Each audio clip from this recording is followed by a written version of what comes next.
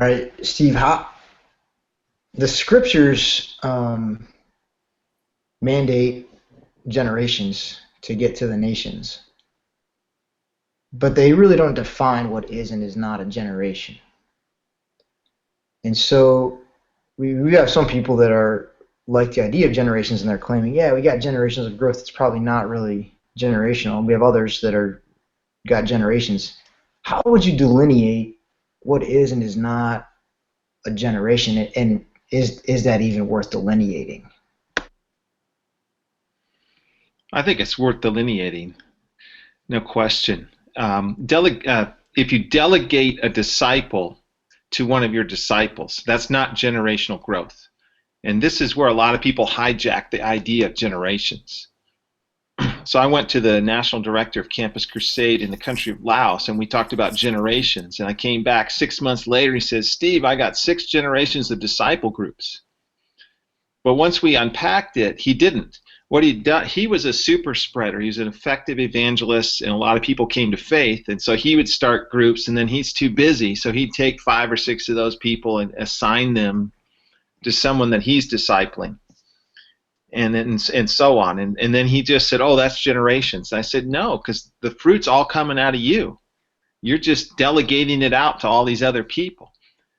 I said, you got generations when the person you're discipling on their own was able to go lead people to faith, form a group, and begin discipling them, and you really see them getting traction in the work.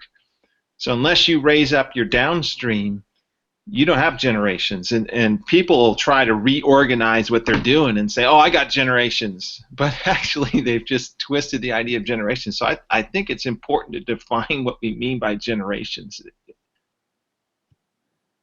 Yeah, my mentor, Cecil Bean, called that kicking fruit under somebody else's tree.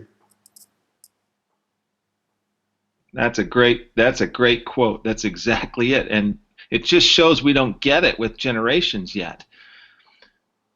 And it takes time. You know, you got to give your disciple time to actually get it and figure out how to reach people or form a group. And you know, you want that to happen in a few weeks, but some people it takes a couple years. Well, so what? Because once they get it, you've got a fruitful person on the job now who will understand how to make their people fruitful. That's really helpful and refreshing. Thank you. I think that to follow on to Jim's question, though, I think the big question in our mind is, in the West, we are in some parts of the country, a fairly cultural Christian environment, and so I think sometimes some of us are looking at the fact that we're recruiting young men that come from a baseline of cultural Christianity. We train them to share the gospel, and they start reproducing and reaching the lost. Whether or not they started following Jesus with us or before us, we may not be quite sure. But would that be considered a generation in the West? I didn't have that one in mind exactly, but that is a good one. Yeah, is that a generation that you maybe led someone to faith?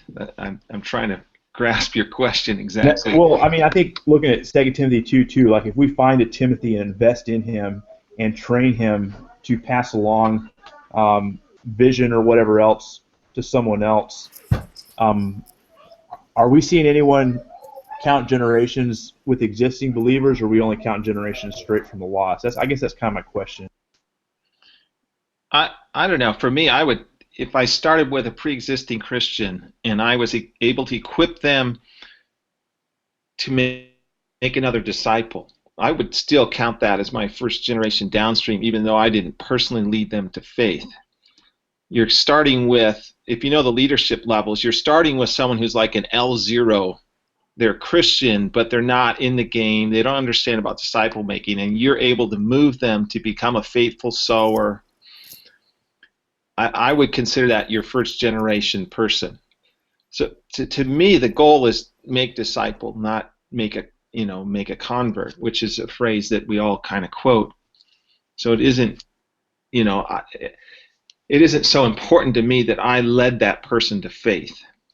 Maybe I reaffirmed their salvation. Okay, that's great. But the key thing is, have I equipped them to obey the commands of Christ, and they are a disciple who's growing in Christ likeness. And if I can say yes, okay, that's my first gen person, and then I'm going to be looking at them and saying, are they able to reach out to others, even if that's a pre-existing Christian who isn't doing anything with their faith, and getting them going? I'll count that as their downstream. Now, ideally, we want to see new people come into faith, and we want churches that are made up primarily of new believers. But if some of them are pre-existing Christians that kind of came back online, I'm good with that as being part of the generation. Any other thoughts? What about the rest of you, the wisdom here on the call? Do you want to add something to that?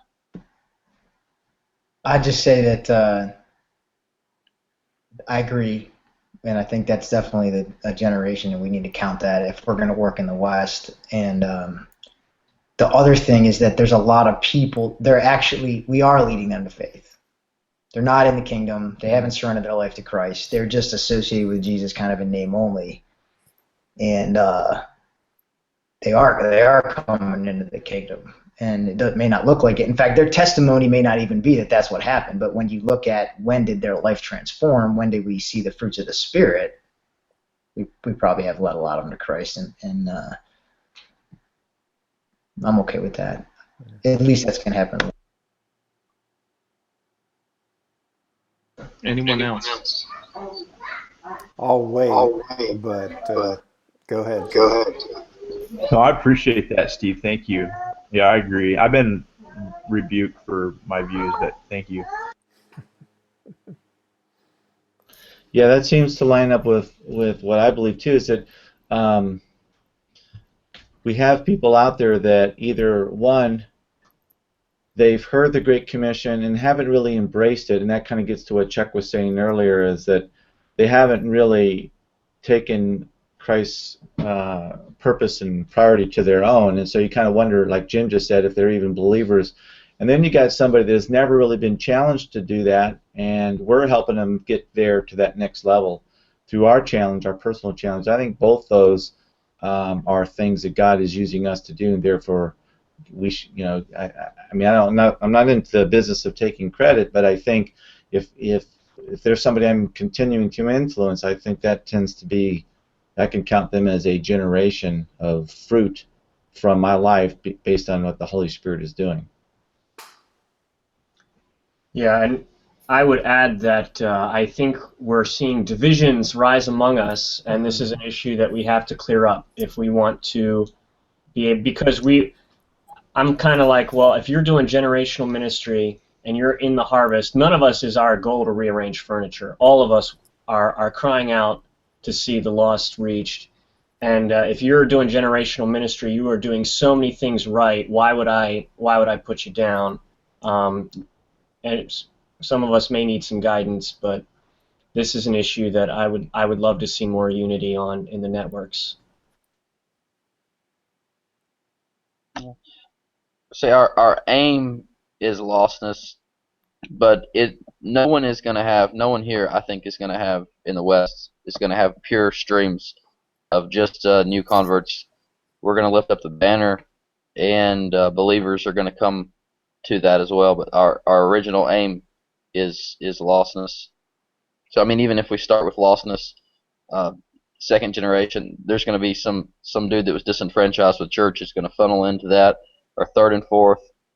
And so even if guys took on a real strict definition, it seems to me that if you were to go down their generations and start surveying it, you'd have several people going, no man, I've been a believer since I was 12. I just heard about this thing and came to it. So no one is going to be able to accomplish that that pure stream that we get to hear about and read about in Asia and so forth. Yeah, I think it comes back to our goal. Our end metric is really obedience to Christ. Okay, and not trying to delineate the day of salvation for them. Maybe they are really getting saved, even though they're saying, oh, I got saved when I was 12. I just kind of got going here when I joined this church. Maybe they really got saved when they got going to that church. I don't know. I'm going to leave that with Jesus. But our goal is to train up people who are fully obedient to Christ. So make disciples is the goal, and we can look at that through the revivalist lens.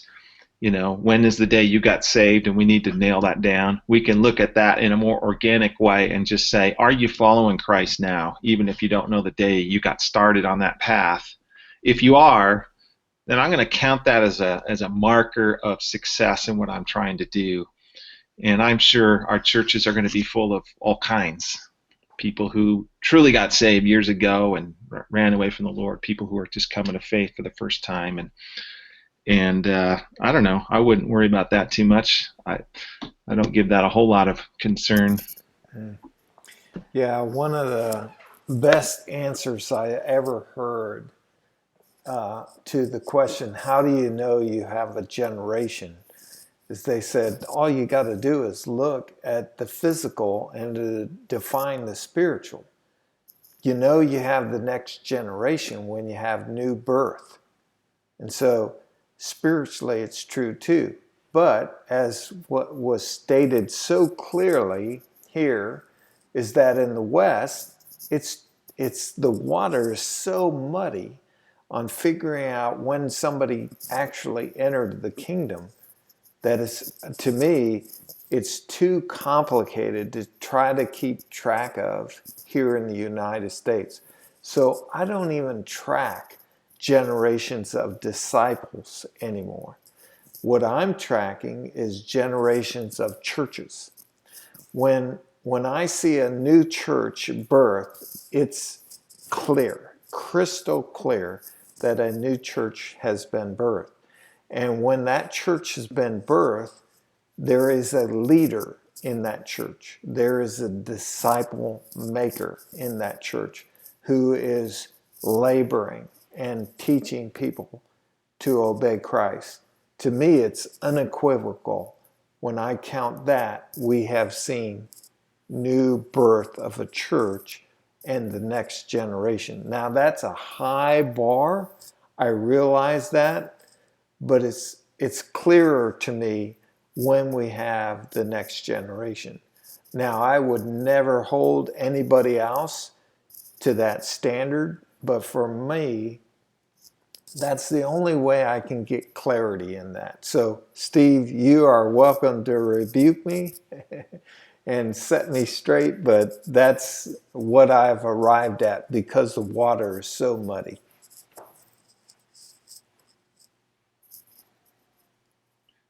No rebuke, man. You're awesome, Chuck. In Asia, we only counted church generations. We never counted disciple generations. And when you get thousands of new believers, you're going to need full-time statisticians if you were to count discipleship chains. I think as a street-level practitioner, I like it if people have a discipleship map where they're tracking individuals that they're equipping. That just helps you organize your work as a doer, kind of as an L2 level or L3 level worker. But yeah, our metric was always churches.